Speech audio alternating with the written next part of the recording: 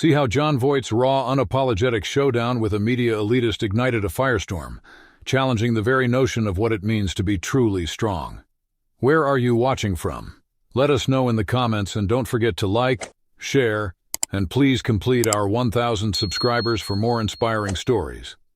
The host aimed to make a spectacle out of Voight, but instead, he became the quintessential illustration of why the public has lost faith in mainstream media. The studio lights were glaring, uncomfortably so, the sort that induced sweat even on the cool. But Jon Voight was the picture of calm. He reclined in his chair, legs splayed, shoulders loose, poised for whatever came next. The audience buzzed with excitement, some with their phones ready to capture the moment. They sensed a showdown.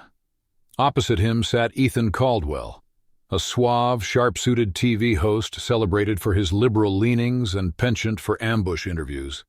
He leaned in with a confident smirk. He'd grilled politicians, activists, and Hollywood stars, always managing to make them slip, but Voight was uncharted territory. "Mr. Voight," Ethan began, his tone smooth as silk. "You've always represented American grit, but do you think that kind of masculinity is obsolete? In this new era, shouldn't we redefine strength to encompass more inclusivity?" A chuckle rippled through some audience members, nodding in agreement. Ethan's followers primed for a verbal trap. Voight responded with a slow, thoughtful blink, then leaned forward, resting his elbows on his knees, and exhaled audibly. "You're asking if grit is now a vice?" Ethan smirked. "I believe we've moved beyond the time when brute force was the answer to every problem, don't you agree? Isn't that mentality a relic of the past?" The silence that followed was thick, making everyone in the room shift uncomfortably. Voight rubbed his chin, then let out a hearty, genuine laugh. "You're genuinely serious," he said. "You think grit is the issue?" Ethan adjusted his tie. "I believe it can become toxic when it shuns vulnerability." "Indeed," Voight nodded as if mulling over the thought, then he leaned back, arms stretched across the chair. "Let me pose a question to you," he said, voice calm yet pointed. "If you woke up to an intruder in your home tonight, would you prefer someone with grit or someone who'd sit down to discuss emotions?" The room gasped, applause scattered. Ethan opened his mouth, but Voight continued. "Grit isn't about physical aggression or shouting. It's about standing firm when life tries to knock you down. It's about family protection, discipline, respect, and diligence. If you believe the world no longer requires this," he shook his head, "then I'm not sure what world you're envisioning." Ethan chuckled, but there was a hint of doubt in his eyes.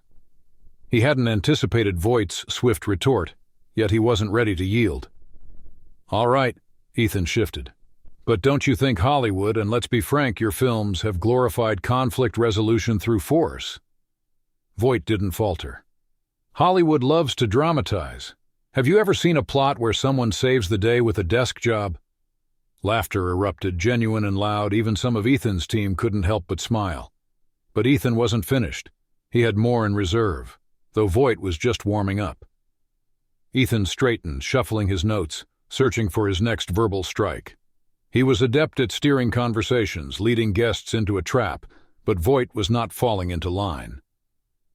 "All right, let's discuss your influence," Ethan said, flipping through his notes. "You've made a career out of portraying resilient, uncompromising figures, characters who tackle issues head-on with unyielding will. Ever consider the message that sends? Don't you feel a duty to champion a more progressive type of hero?" The subtle emphasis on progressive signaled the direction Ethan was steering, which made Voight smirk. He sat up, preparing for the next round like a seasoned performer. "First off," Voight said, voice steady, "I make films." "Films aren't reality, you know that, right?" He raised an eyebrow. "I've never actually braved the wilderness for months or single-handedly dismantled a corrupt system, last time I checked." A few audience members laughed, but Ethan held his ground. "Sure, but films influence culture. Kids grow up idolizing your characters. Shouldn't we offer them role models who solve problems without resorting to force?"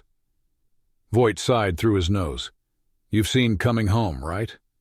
He shook his head. "That film was all about resilience, not just muscle. It was about heart, about overcoming life's toughest challenges. And in Runaway Train," he shrugged, Those folks were just trying to survive. Without resilience, they wouldn't have stood a chance. The applause grew louder.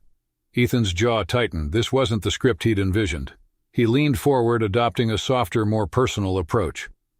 Okay, fair enough, he conceded, but let's talk reality. America today is redefining what it means to be a man, what it means to be resilient. Many argue your version of resilience, this old-school tough-it-out attitude, exacerbates division rather than fostering unity. Your thoughts? Voight let the question linger. He tapped his fingers on the armrest, his gaze fixed on Ethan. Ever met a firefighter? He inquired. Ethan blinked. Excuse me? A firefighter, a cop, a soldier, or even a single mother juggling 2 jobs to feed her kids. Talk to them? You think resilience is their downfall? Voight shook his head. No, man, their resilience is what keeps society moving. The real issue isn't resilience. It's the notion that strength is inherently bad, like it's a threat. Weakness isn't noble, friend. Controlled strength, that's what safeguards us. A low whistle came from the back. The room's energy had shifted. Ethan was losing control. But what about... Voight raised a hand, cutting him off, not harshly, just firmly indicating he wasn't done. Want to know the actual problem? Voight leaned forward. It's not resilience. It's those who criticize it while living in a world built by resilient people. You, in your tailored suit with your rehearsed questions telling me what's passé. Let me tell you something, man. If things go south, if chaos ensues, you'll be damn glad there are still people like me around. Silence engulfed the room. Ethan swallowed. Another question was on his lips, another bid to regain the upper hand, but the audience had moved on. They weren't in his corner. They awaited Voight's next move, and Voight wasn't about to let up. Ethan shifted, the room's dynamic slipping away from him. This wasn't unfolding as planned. Voight wasn't stumbling. He wasn't caught off guard or defensive. He commanded the room, and the crowd wasn't just listening. They were with him. Ethan forced a smile, an attempt to reclaim control. I hear you truly, he said, his voice measured, but we must acknowledge the difference between being strong and being resistant to change. Many argue your mindset, this traditionalist view, is what's impeding societal progress. Isn't it time we moved on? Voight exhaled slowly, his stare unwavering. He could have thrown another sharp comment, but instead his voice softened, contemplative. Ever witnessed a building demolition? He asked. Ethan blinked. What? A demolition? Seen one? The host hesitated. Yes, I guess. Voight nodded. It takes seconds to tear down, right? A few blasts, a button press, and it's dust. He clasped his hands. But building one? Ethan didn't respond. That takes years, Voight continued. Laying bricks, steel, workers toiling day and night, establishing a foundation, ensuring it lasts.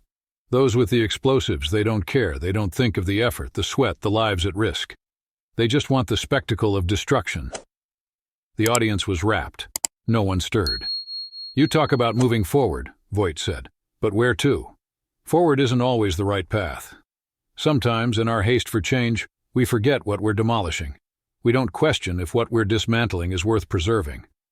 Ethan moistened his lips, feeling the gravity of the moment. He'd entered this expecting an easy target, a celebrity to stumble. But Voight was upending those expectations, and the audience knew it. All right, Ethan said, chuckling awkwardly. Interesting take. But let's face facts, society has evolved. We're not in the same world as when you filmed Coming Home. People are more conscious now. We're critically examining gender roles, systemic problems. Critically examining, Voight interjected, eyebrow arched, or merely critiquing. The crowd burst into applause, some gasped, and even Ethan's crew exchanged glances. This had transcended an interview. It was a confrontation.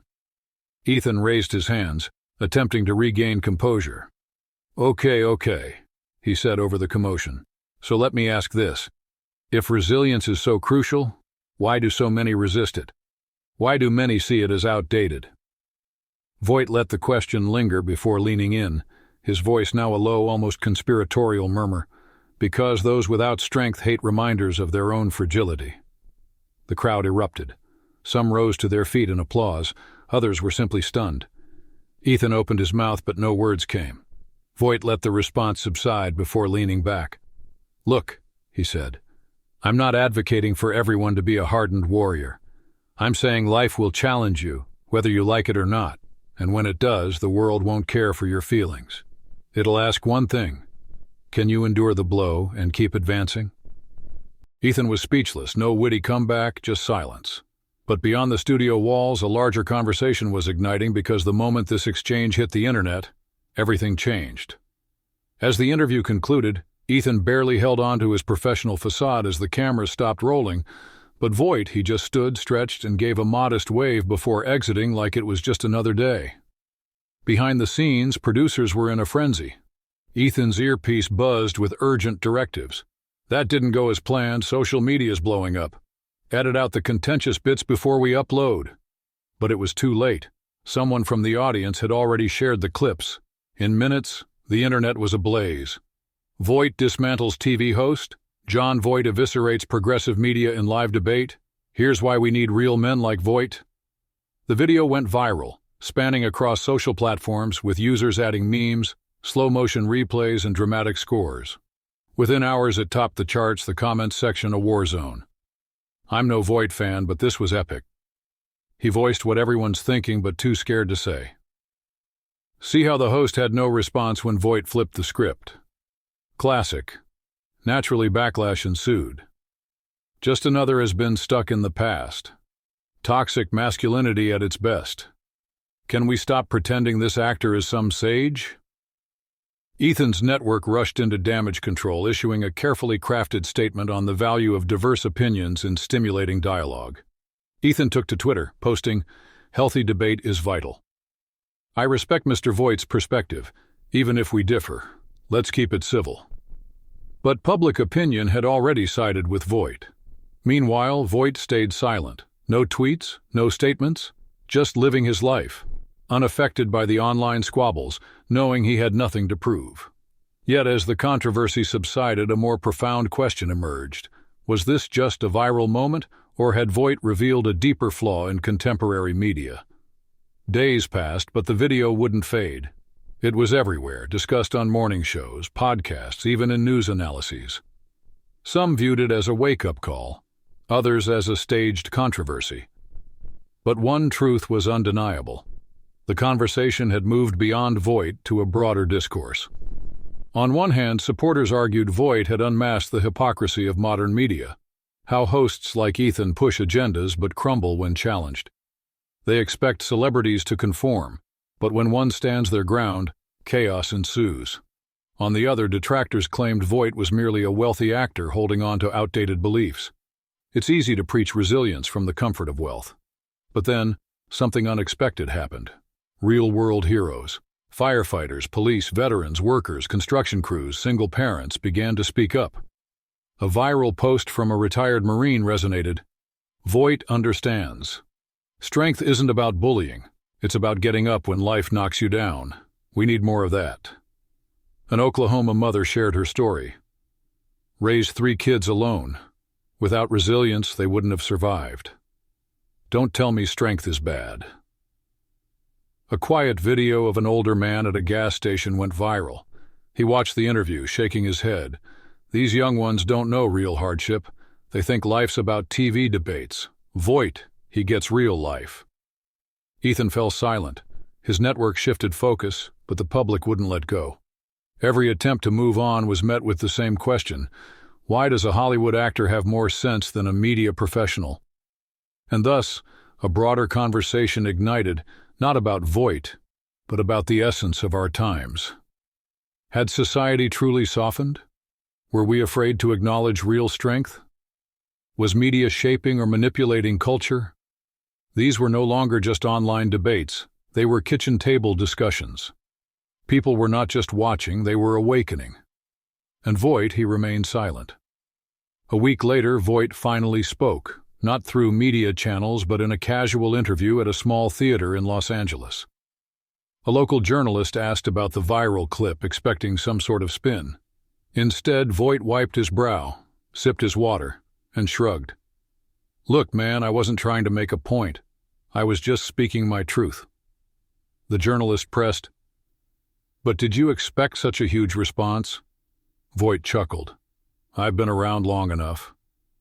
People are always shocked when someone speaks plainly. That's the world we're in." His straightforwardness struck more than any prepared speech. No victory dance, no grandstanding, just a man who spoke his truth and moved on.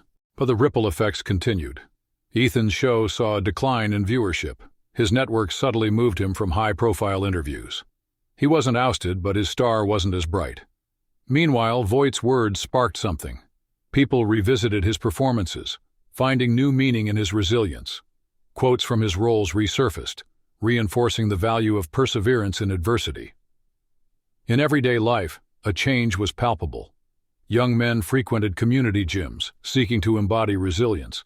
Parents began teaching their children the virtues of grit over entitlement. Workers felt a renewed sense of purpose, tackling challenges with a new perspective. Not because Voight mandated it, but because his words illuminated the difference between true strength and superficial toughness. Ultimately, this wasn't about one interview or Voight versus Ethan Caldwell. It was about a society that had forgotten what resilience truly means and one man who reminded us. If you've made it this far, consider this.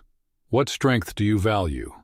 One that crumbles when questioned, or one that stands firm when it counts? Because at the core, resilience isn't about physical might. It's about character when no one's watching. Thank you for watching till the end video. I hope you enjoyed the story. If you did, don't hesitate to like the video and share it with your friends too. Subscribe to our channel and turn on the notification bell for more fascinating stories.